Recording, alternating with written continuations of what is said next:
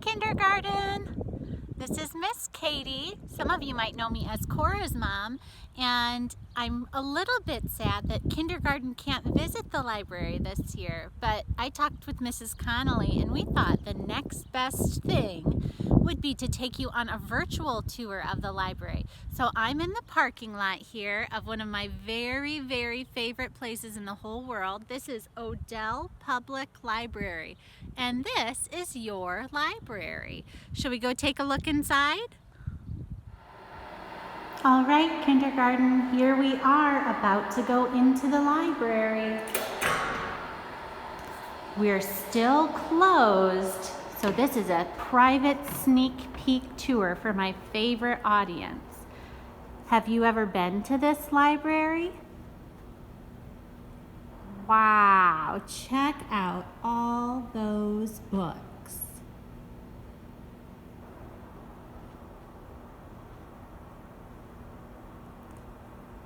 So you might have heard me say that this is the Odell Public Library, not the Morrison Library, but the Odell Library.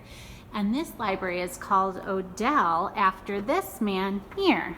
His name is John Danforth Odell, and more than 125 years ago, so older than all your grandmas and grandpas and great-grandmas, he gave the library $1,000 to start a book collection.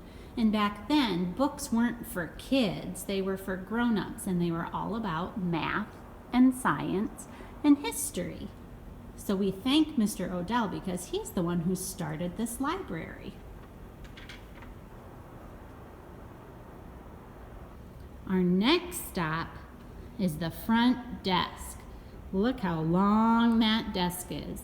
And when we're open, we have lots of people working at the front desk.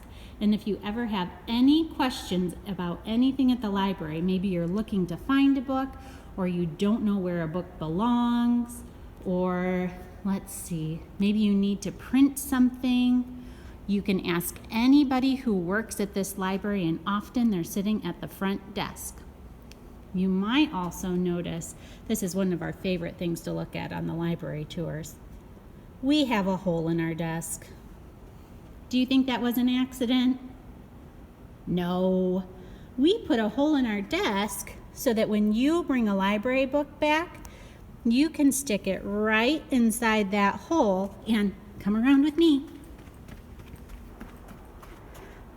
Your book falls into this big wooden basket. Does everybody see that?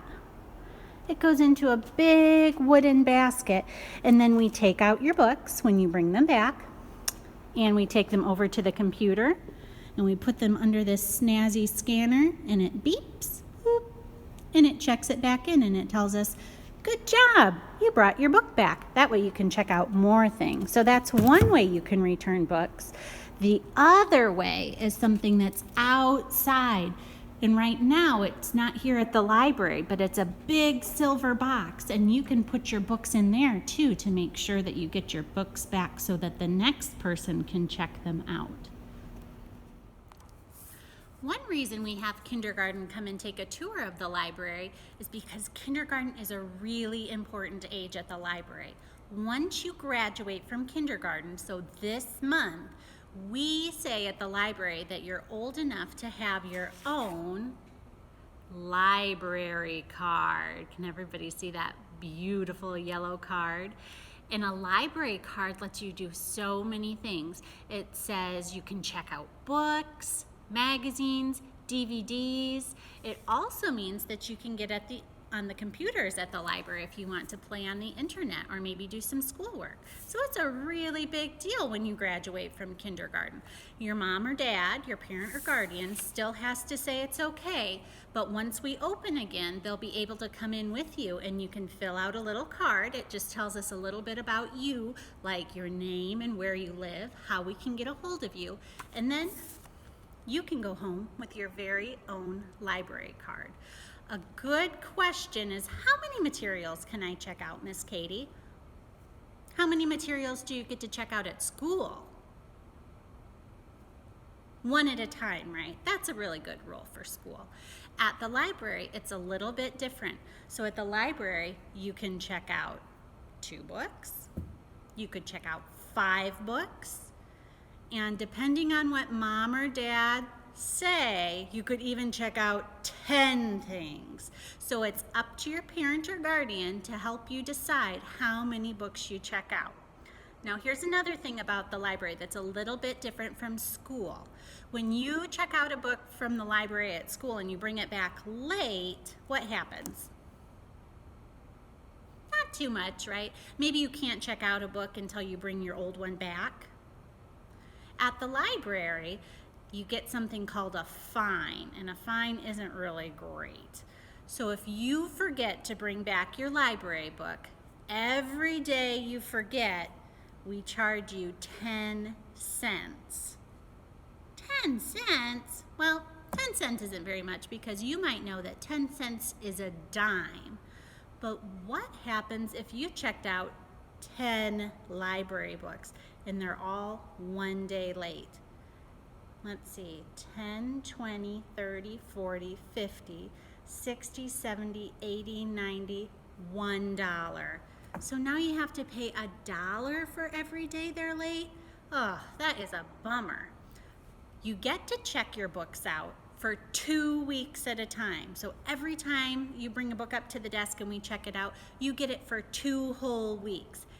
And you can always call or stop in or hop on the computer and renew your books. And that just means that I'm not quite done with those books. I'd like them for a little bit longer, so I'm going to check them out again. So you can check it out. It's good for 2 weeks, and then you can renew it for 2 more weeks. So you really can have your books for 1 whole month. That's pretty awesome. But remember, if you forget to bring them back on time, then you might get a fine, and we don't want to get fines. The only reason we do fines, though, is because we want as many people as possible to get to read our books. And if you take a book home and you keep it for 3 months, then somebody else who really wants to read that book might not have a chance. So it's important to bring your books back so that your friends can check them out. And if you want to check out a book again and again and again, that's okay. Just bring it back once in a while for us. Does that make sense and sound wonderful? I hope you all come in and get your library cards once we reopen. I have been missing seeing your beautiful faces. Now, when you come to the library, you might wonder, how do you find the books that you want? Well, one good way is to ask a librarian, but you can always do some browsing on your own. So here we just came in this first shelf. I want to show you right here. This is where we keep all our newest books.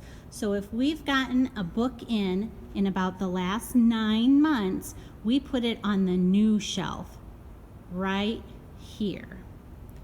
Over here on the other side of the magnet boards, this is the section, and you'll see all those yellow stickers. Can you see all those yellow stickers? Those are all our level readers. So those are perfect books if you are just learning how to read. And I know lots of you are already reading in kindergarten. You guys are so smart. If you come over here, we have a little display. How many of you have seen these kinds of things before?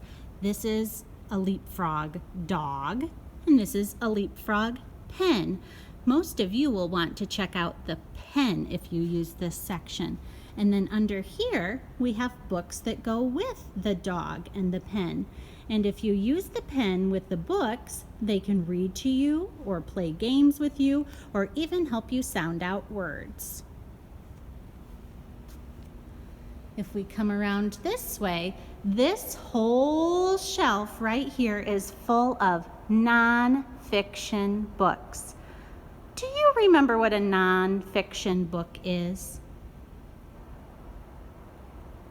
Is it a book that's pretend or make-believe? Or is it a book that's about real things?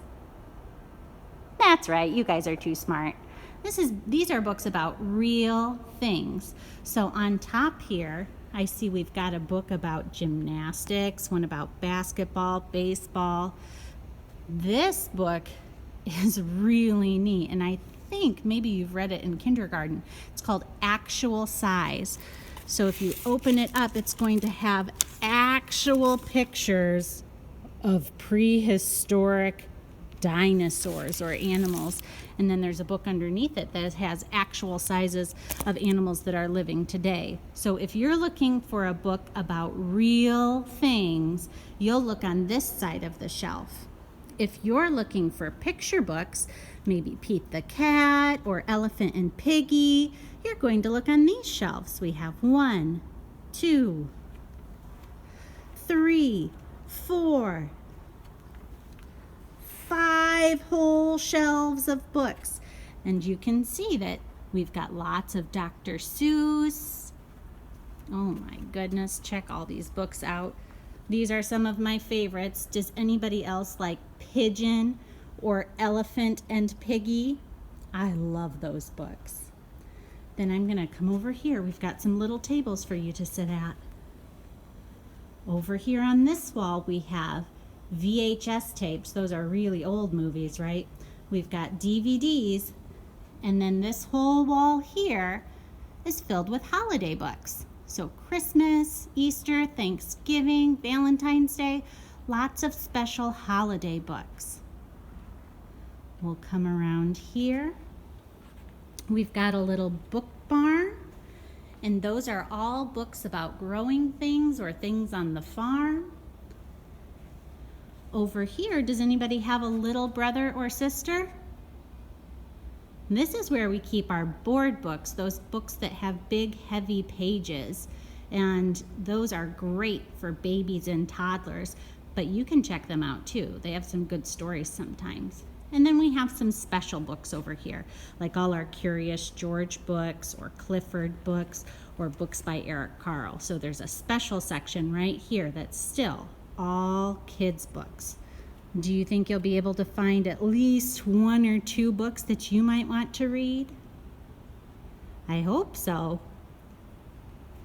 And then maybe you're going to say, but Miss Katie, what if I want bigger books, chapter books? Then when you get a little bit older, you'll come over here, and this is our junior section. So this has some really big chapter books, but it also has some really neat nonfiction books that you might like to check out. So we have tons and tons of dinosaur books and wild animal books. We've got books that tell you how to do crafts, books about space, and we've got graphic novels way up here. Some of you might be fans of graphic novels like those silly Dog Man books. Before we go, I wanted to talk to you about one more thing, and that's how you look for a library book. So maybe you're just kind of cruising along and you want to pick out a book that looks good just by the spine. This is the spine of the book. I think you guys already know that. So I saw this book called Bee and Me, and I thought it looked cool. So I'm just going to pull it out. I'm going to look at it. This isn't really the book I wanted. So what should I do with my book? Should I just put it back? I think it goes right here, right? If you pick out a book and you don't want it anymore, that's okay. Or maybe you read it in the library and so you don't need to take it home anymore. What we want you to do with these books is bring them up to the front desk. And does everybody remember that hole we had in the table? We want you to stick your book right in that hole so that a librarian can put it back exactly where it goes. If you put the book back on the shelf and it's sort of right, or maybe you carried it around and you can't really remember where it went, so you just stick it in somewhere, then next time somebody is looking for that book, we won't be able to find it. So it's important, if you take a book off the shelf and you don't know where it goes, or even if you think you know where it goes, go ahead and bring it back up to the desk. We won't be mad. We'll just put it back in the right place. That way we can find it next time we're looking for it. Thank you, kindergarten. I am so glad you got to visit the library with me today, and I hope you can visit very soon in person. Until then, I hope you have a great rest of the school year. I know you have been working so hard for your teachers, and I am very proud of you. I hope to see you soon.